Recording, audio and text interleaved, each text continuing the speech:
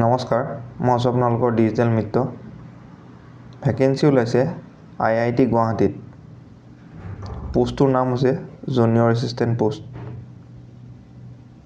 Total post আছে 17টা।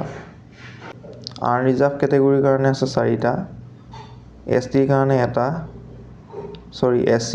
এটা, STৰ কাৰণে 2টা, OBCৰ কাৰণে 6টা, EWSৰ কাৰণে 4টা।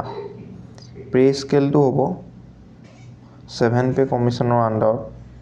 এজ লিমিটটো হ'ব up to 27 years and no upper limit for regular employee of IIT. Age relaxation আছে ST, SC, OBC, PWD ex ছাৰ্ভিচমেনৰ কাৰণে according to government of India rule.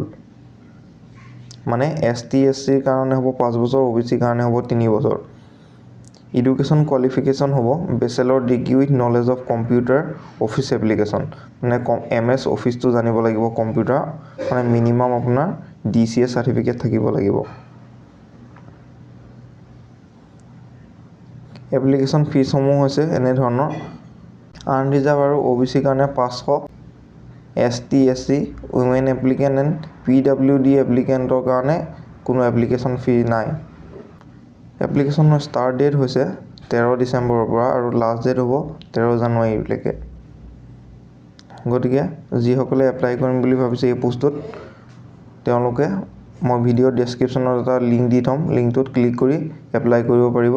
আৰু যদি এডভাৰটাইজমেণ্টখন চাম বুলি ভাবে, মোৰ ভিডিঅ'ৰ ডেছক্ৰিপশ্যনতে লিংকটোত গৈ এডভাৰটাইজমেণ্টখনো চাই ল'ব পাৰিব। যদি ভিডিঅ'টো ভাল পালে তেতিয়াহ'লে লগৰ বন্ধু বান্ধৱীসকলৰ লগত শ্বেয়াৰ কৰি দিব আৰু চেনেলটো ছাবস্ক্ৰাইব কৰি দিব। ধন্যবাদ।